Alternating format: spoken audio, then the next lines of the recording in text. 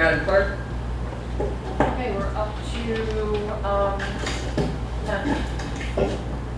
We're up to what? The manager. Okay. Before, We did the flag salute, so we're up here. yeah. We're up to the city manager's agenda. Steve to, what we talked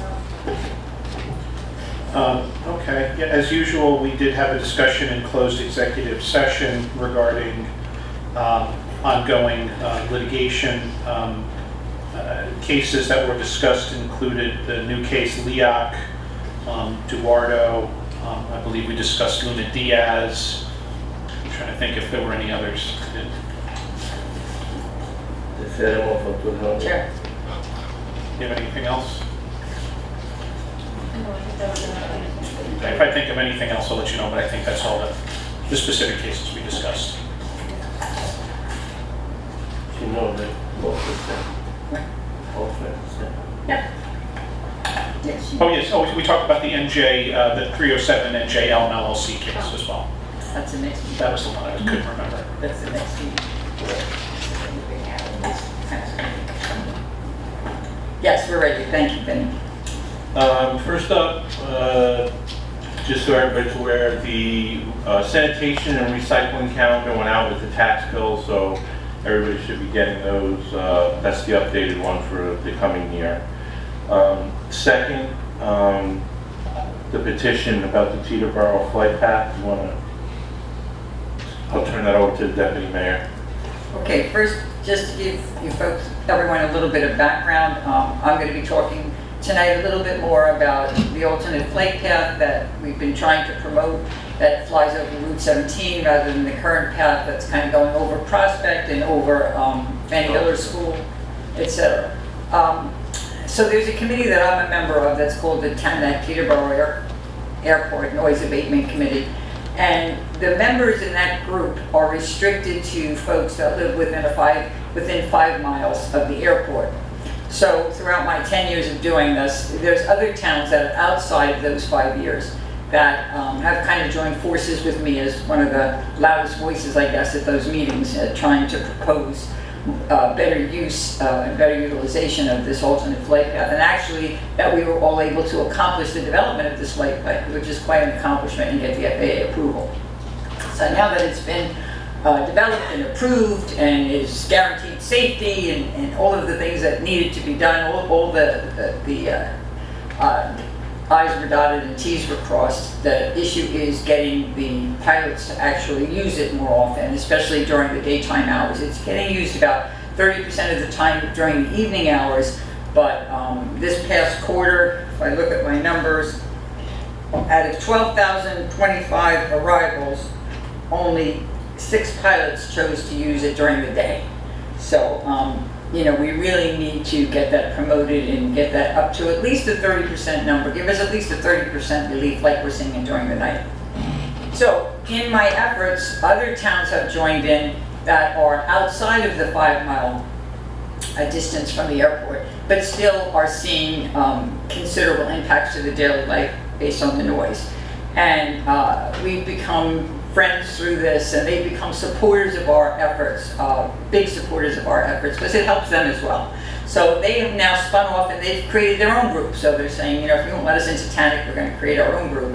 And they've invested quite heavily. So what they've done is they've come up with a letter to the FAA, and they're asking for our support. This letter is going out with attached signatures. So it's basically a petition to ask the FAA to use this route and to designate this route as a preferred route starting at least 1 day a week.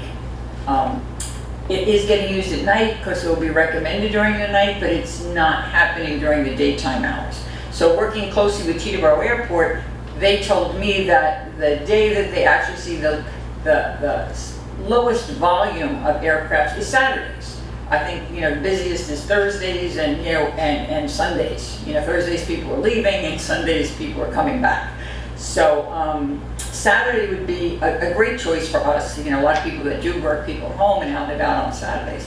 So we still have been unsuccessful in getting them to agree to this. So a lot of this petition that they're circulating has to do with them pleading for this to happen, and I'll read through it with you. So what we've done as a city is, we're putting it, we've advertised it on Facebook, and those of you that signed up for Nixle alerts, you are getting it in your emails, and in the email is the link to this petition directly. So once you get it, you just have to enter some basic information, and your name will appear. You can choose to have your name appear, or you can remain anonymous, whatever your choice may be. We're at the time we printed this, there were 362 people that had signed it. Our goal is to get 10,000 signatures between the northern towns and us here in Hackensack, and I'm hoping that we'll step up. And they've helped us, and this helps us as well, so I'm hoping we can get folks to do that. What they've done, if you could just move it up a little bit there, if you look at that picture that you kind of see that really looks a little bit scary, right? They just picked a day. This particular day happened to be June 13th of this year, and they tracked it for 24 hours. And we're only concerned with the arrivals that are coming in on runway 19, because that's the flight path that directly affects us. So in that 24-hour period, there were 293 arrivals that came in 24 hours into runway 19. And see where they are, pretty much north of us, is where they're making that turn. So you see these red lines, okay? The departures are in green, so that's not really affecting us as much. So those other towns are seeing and hearing this turning. It is at a higher altitude than we have, and then you're seeing it narrow and narrow and narrow as it approaches Hackensack down towards the bottom of that graph. So pretty much there's this very narrow line where we're hearing all of it. So within that 24-hour period, we heard 299 jets or aircraft arrive via that runway. So that's what that is all about. And I'm going to just read it real quick because it's not very lengthy, and this way anyone who hasn't received it will hear what it's all about. Okay, so they wrote this letter to a woman that I also work with, who's the regional administrator for this eastern region with the FAA. And it kind of, where do we go? Whereas the notification for pilots to utilize Route 17, specifically RNAV GPS X runway 19, that's the name of the flight path we're talking about, to mitigate noise over Hackensack University Medical Center, over Teterboro Aircraft Noise Abatement Advisory Committee, that's the TANAC, resident member towns, and the Pascack Valley region has been minimal. And whereas the large volume of private jets flying into Teterboro Airport brings noise to levels intolerable for many residents in the Pascack Valley region, and where TANAC has been supportive of addressing these issues since 2016, and their resident members as well as Pascack Valley residents still need relief.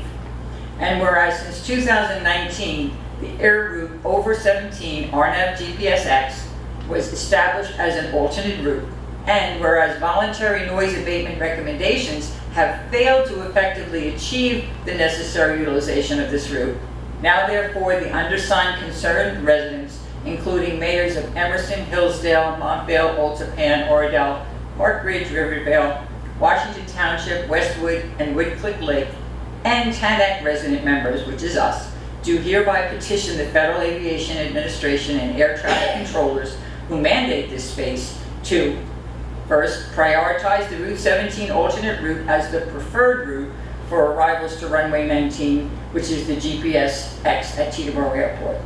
Background. The RNAV GPS approach to runway 19 avoids HUMC and the Pascack Valley region and provides relief to Teterboro Aircraft Noise Abatement Committee members.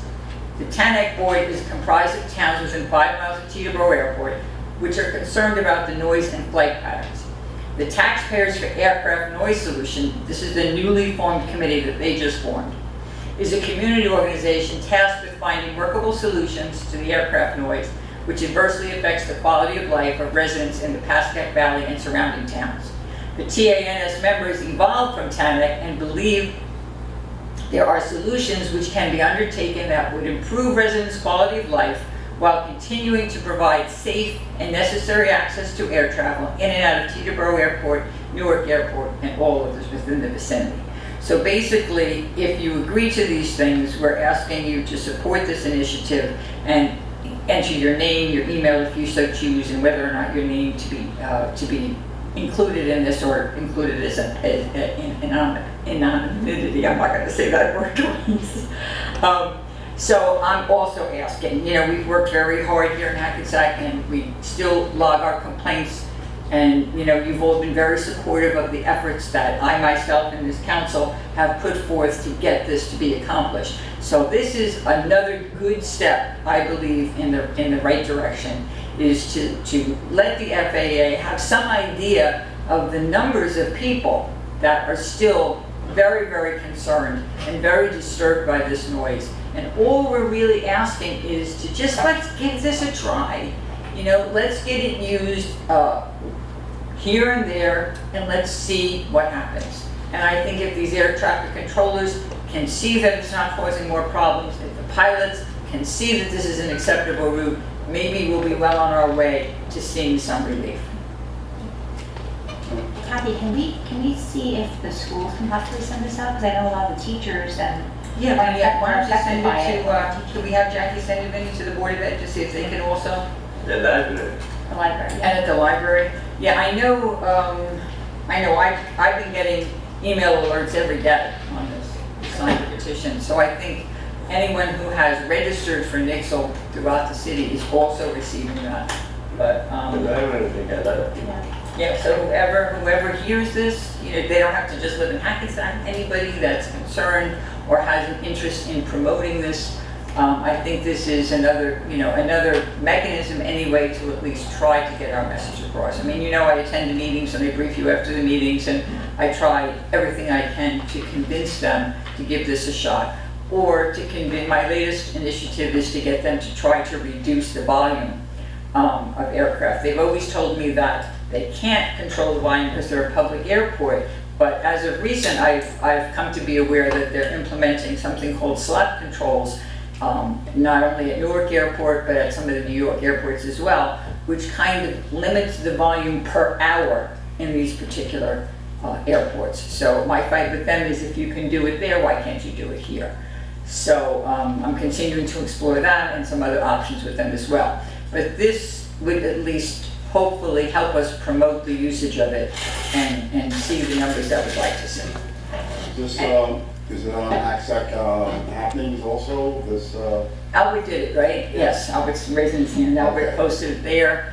And on the city Facebook page too is posted, and these Nixle alerts are going out. I hope it's on the city website too, Vinny. I'm hoping, yeah, I think it's there too.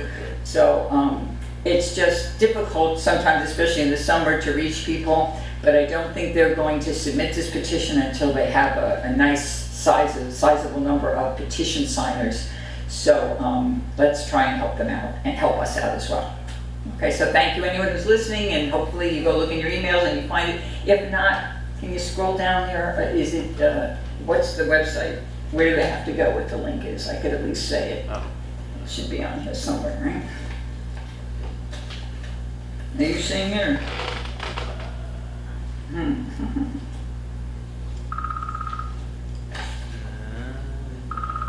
I know I clicked on it, but do you see it, right?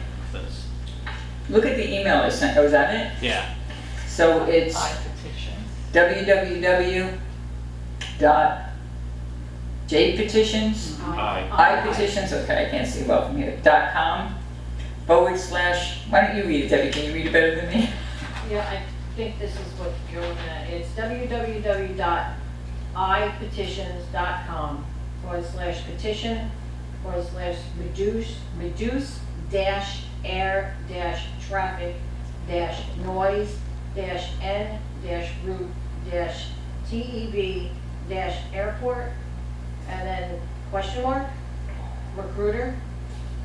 I think that's the, and now do I have to add all that? Yeah. Okay, then it's equal, the equal sign, 204-687-90, the and sign, quote, and then ID, the equal sign, quote, 2, the and sign, title, and then ID equals title, 1, the and sign, percentage mark, 24 LLC equals MANAG dash petition. I had no idea it was that long. I think what I'm gonna advise you to do is go to the city website, the link is on the city website. Just go to iPetitions, I was gonna in the say search bar, probably- type Peterborough, it comes right up. It's Okay. the first thing that comes up. All right, thank you, I was gonna Vinny. find what That you- seems better. Yes, way better than everything we made poor Debbie read. There it is, he's showing us it's right on the website. So if you go to the city website, you'll see it. If you haven't received the email, you just click on it and sign the petition. And as always, if anyone has any questions or concerns, you can always reach out to me through my city email and I'll try and help. Do the council have any questions? Okay, you're welcome. All right, so is that it? Oh, we have. I got one more. Okay. We have our CSO stormwater and parks update, the engineer, Chris Wheaton, come up with that for that.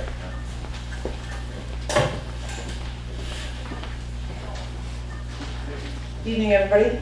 Good evening. Okay, status overview for our sewer and construction project update.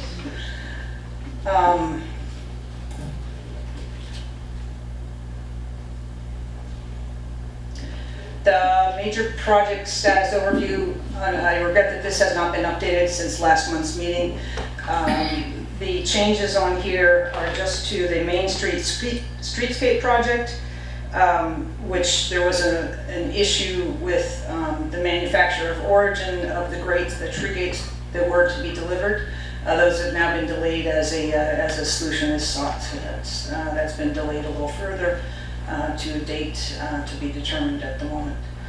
The Atlantic Street Garage deck and lighting project is substantially complete. We're down to a punch list of items there. That's essentially signage, and the main gate there will be opened upon the installation of the signage, which is pending. When do we think? Do we have a date for that? I'd have to get back to you, Deputy Mayor.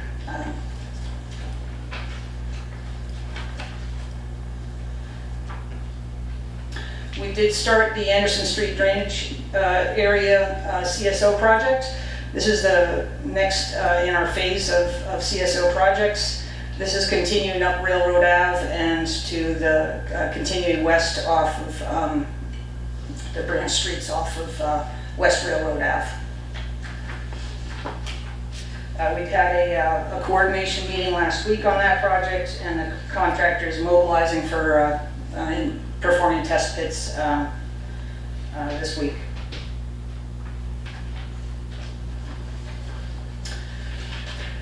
Clay Street Contract 3, we are essentially complete there as well. We are just awaiting Veolia to complete their water main work, and then we can finally restore that site. It's been restored to the extent that it can as we await Veolia to complete some of their water main work.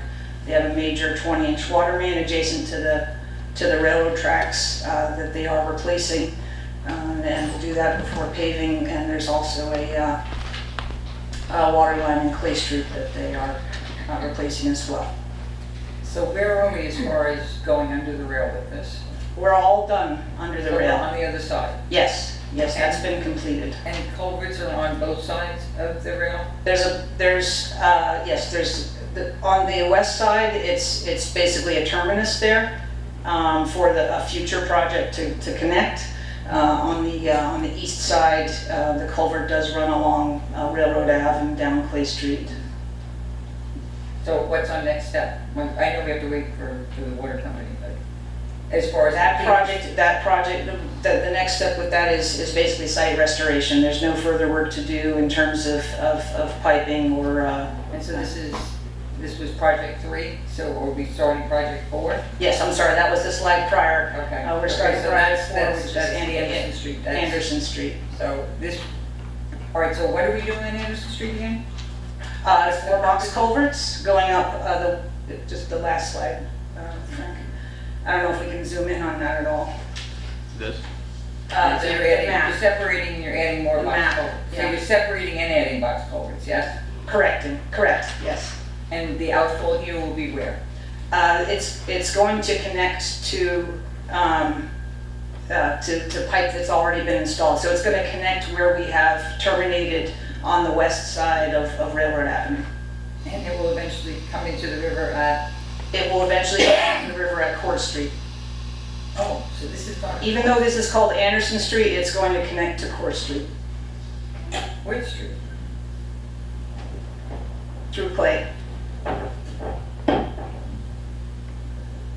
I was thinking. You know what, I apologize, I do apologize, this is a fresh project, I'm. All right, we'll I take it know off. I know it's I gonna. don't think it's Court Street, but we'll take it off. You're right, you're right. We'll take it off. Because the title is Anderson Street Drainage Area, so I do apologize. There's no way you're gonna bring it back to Court Street, so we'll Nope. figure it out. Yes, we will. The public needs to just hear what the update is. All right, continue. Yeah, apologies for that. Still some learning going on at times.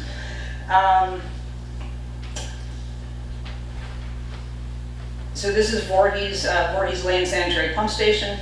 As we've discussed, this is a replacement for the pump station there, increase in capacity. As discussed at the last meeting, there is the voltage was not labeled accurately at the site.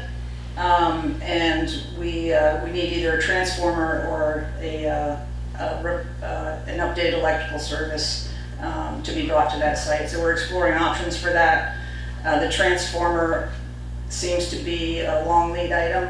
It may be quicker and perhaps less expensive to just have PSE&G convert their service and bring down a lower voltage to our service. But is both of the work, the installation and the digging in the support system in place? Everything in terms of the installation is there. This issue was learned upon startup of the station a couple of weeks ago. And a shame that wasn't looked into earlier. I agree. It seems to me we should have been alerted. Somebody, And who's the overseeing engineering firm that's doing this? Is this Suburban? this is a suburban project. The contractor is J. Fletcher Kramer. Very reputable firms involved on all fronts. Yes. Not being proactive, okay. All right, continue, I'm sorry. And the original pump station remains, it's still operational? The original pump station is still operational, yes. And there's 2 pumps operating in there presently.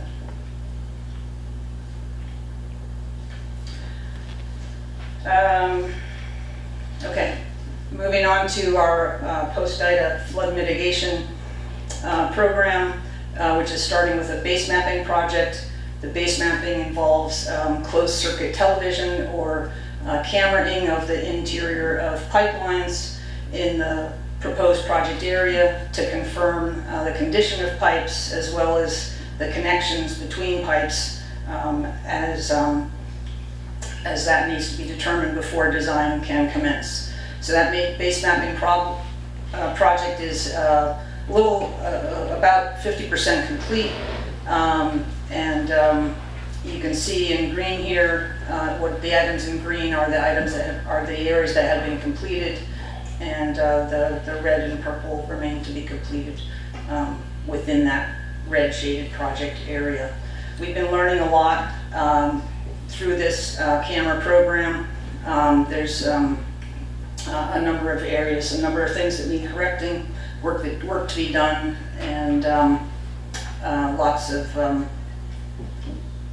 not lots, but a number of issues that will need to be addressed as a result of the base mapping. So now that we're seeing this, have we started looking at, these are our observations, obviously these have to be repaired, corrected. Have we started looking at the plans to address this? Yes, that will be at the completion of this initial camera phase project. We are getting an update on the findings on a routine basis, depending on the severity of the feature, and so we're addressing those as needed. If they can wait, those items are being compiled. Obviously, if and will something's be critical, we should be prepared to address it right away. Absolutely, yes. So some of those are being addressed right away. The rest will be compiled in a report, and that will be part of our basis of design for the future project. And just for the public and even for us, because we can't read that map, so what, just give us like what ward this is in or what particular area we're in now, right now, I forget, I know we've talked about this before. So where is this being done? This- Streets? This goes down to Lodi and Kansas Street, Okay. and the north goes up to around the high school. Okay, so we're looking at the first ward, the third ward primarily, yes? Thank you. Next slide, please, Frank. And as you just mentioned, Deputy Mayor, we are finding things that involve the need for repairs. Some of that's as a result of base mapping, others are just a result of observations in the field, citizen complaints or the like. So we started compiling this list. There's have been a few more since this list was put together last month. So just to give you an idea that, you know, we do have face needs for ongoing emergency repairs, and we're planning to put together an emergency contract to secure a firm or two that would be on standby and help us kind of facilitate that process of emergency repairs. So primarily are these emergency repairs to combined sewers? Primarily, I would say yes. I'm looking at that, from what I can see, okay. Thank you.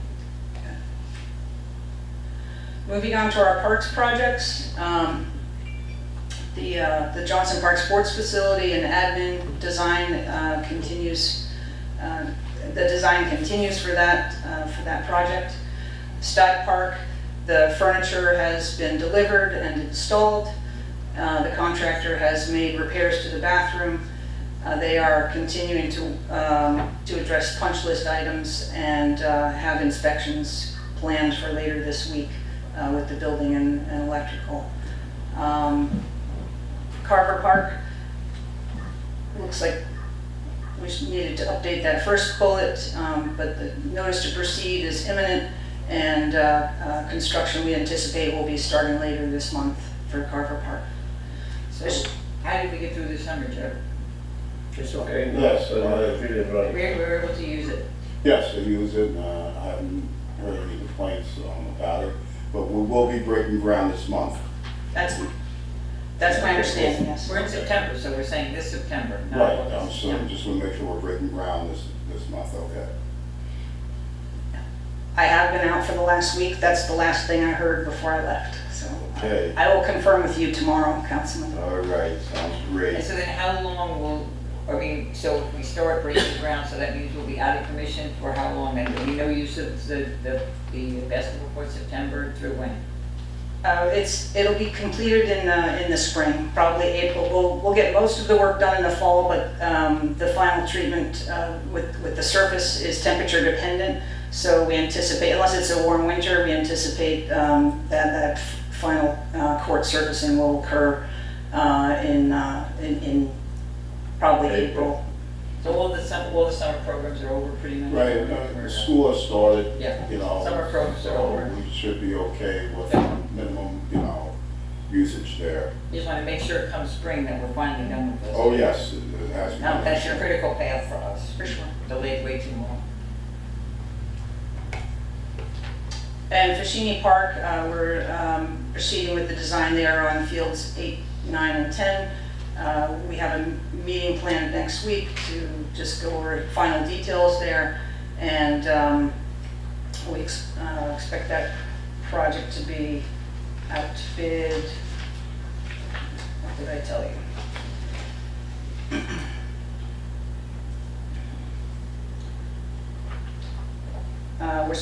It's still pending DEP permitting, but we expect to be going out to bid on this project in the fall, probably October for Fashini. With construction, So, anybody have any questions for Chris or comments? Or No. it's okay? Because we do have that meeting on the 11th. The 11th. We just gotta add to that meeting the new director of, yeah. Yes, our new director of recreation. Great, do you know about PSNG for Johnson Park, they have to remove the 3 poles? Yes, We pay already 31,000, right, to remove the poles, it was quite a bit. yeah? I guess Ryan, excuse me, Councilman, Ryan Wester would have the details on that. I call it tomorrow. I will call.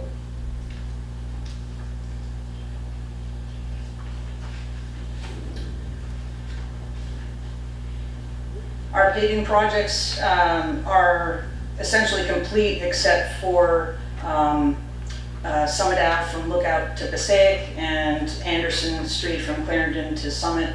Those are going to be paved in October, or more specifically, they're planned to be paved October 23rd after PSE&G work is completed in those areas.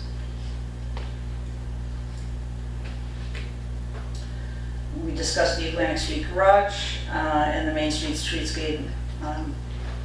Basically just punch list items there, but some things lingering there in terms of the grates for Main Street, tree grates. We have had a kickoff for both City Hall offices projects, the John Earl renovation for city offices, as well as the city roofs replacement. And so we're underway with those contractors and going through initial submittals. And work we expect will be starting on both those projects the mid to later this month.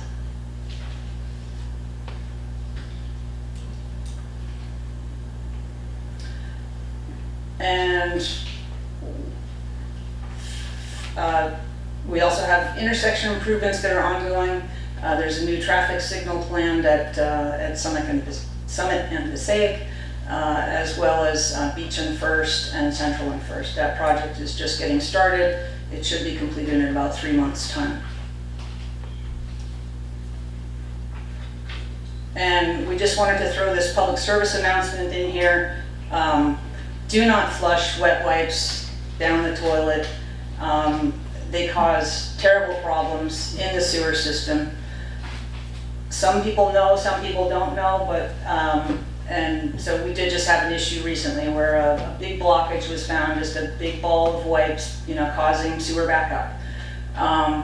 There's some things we can do, some things we could control, some things are out of our control, and we do need the public's help to maintain the proper operation of our sewer system at times. So what you put down the toilet matters, so please.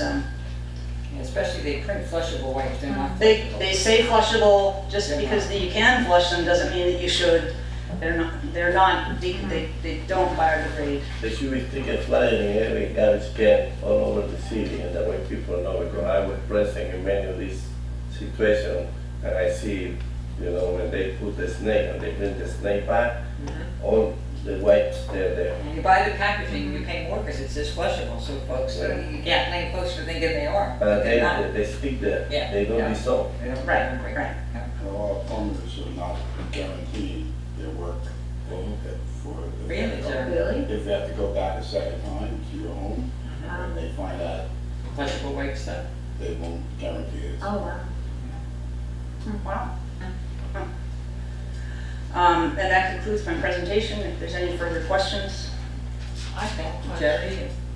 I have anything? a question. We'll wait till the public comment, she'll Oh, wait I'm until we're sorry. finished, I'm sorry. Okay, give us a few minutes. Council, anybody? Chris, do you have any idea when you think they're gonna finish whatever they're gonna do in the other building?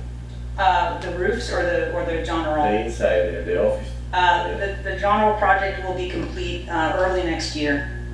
everything. I don't think that we've gotten the final schedule yet, but, and I'd have to go back and check the contract time, but Can't make it a nice Christmas present? we could try. We say early next year. January, February, for the John Earl renovation. Out of the rec Yes. center. Right. Yes, that should be the Hallelujah. first thing once it's Hallelujah. possible. Yeah, good one. Yeah. That'd be great. The roofing project will be done much sooner, probably Yeah. within a month or two. Well, we should look at the schedule and see if there's any way we can compress it and get them out of there soon. Even if we just get the first floor done and, you know, we work on the second floor and let them still come in there. Well, we're not, yeah, this is just the first floor. This does Oh, we- oh, we this are does doing not include the the second So floor. the second floor is gonna be something minor, one wall and that's it. Okay. Okay, thank you. Thank you. Just, if you'd wait in case someone from the public has comments. Sure. Maybe you can sit down in case. Okay. Okay. And, that's it. Vin? Yes, ma'am. Okay, can I have a motion to open to the public? Buffett? Oh, second. Councilmember Von Rudenberg. Aye. Deputy Mayor Canestrino. Aye. Councilmember Pataglia. Aye. Councilmember Carroll. Aye. Mayor LaBrus is absent. Okay, if anyone from the public wishes to speak, please come up and give your name to the clerk. You'll have 3 minutes.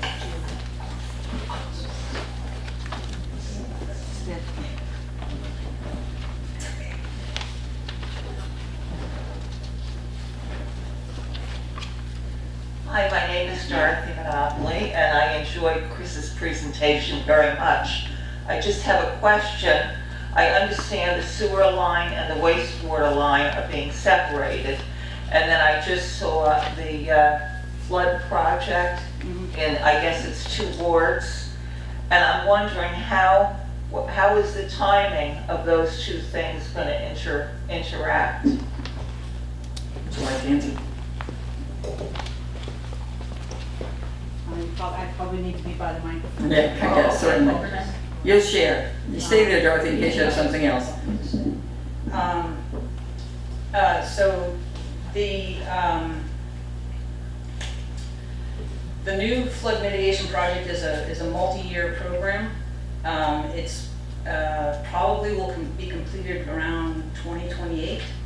I think I had it actually in this timeline, possibly.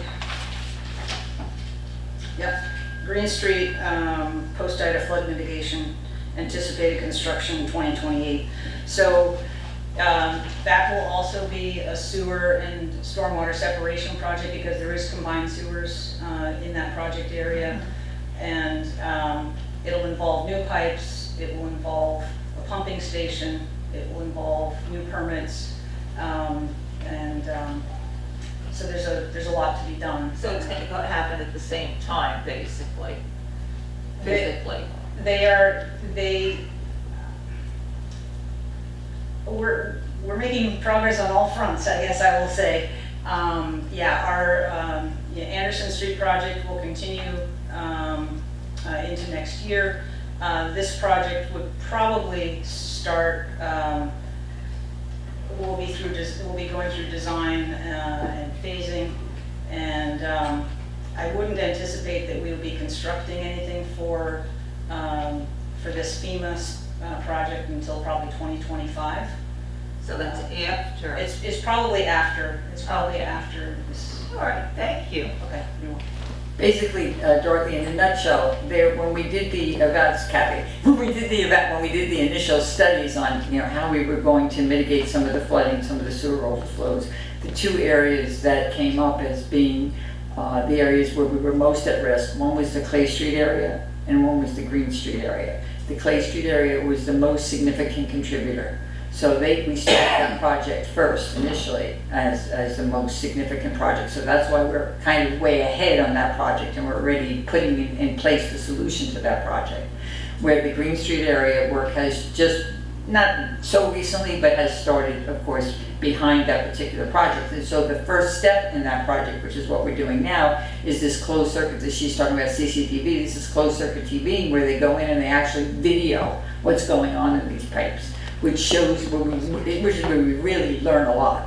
We get to actually see where these problems are and come up with constructive solutions. Yeah. So the Clay Street area alone, just by solving that, we will solve a lot of other issues in areas where you're concerned as well. Because what was happening is all of this water was being funneled to the same place. So now we've removed the funneling of this Clay Street area, which is what I was trying to get to with my questions with her, is we removed the funneling of that from going into the same pool where everybody else was. So if you think about it, All this is coming here, so the chance of it backing up is significant. So now you're taking a portion away from that. So of course you're helping these people, that you're taking the portion away, but you're also helping everybody else. Because that water is no longer going into Court Street, it's now going someplace else. Okay, so even though you would think, okay, it's just like, here's the most significant impact we can make, which is what we did, that's why we chose it first, and then the secondary impact would be there. But this improvement will help everyone when that water is now directed to another channel. Thank you. Okay, you're welcome.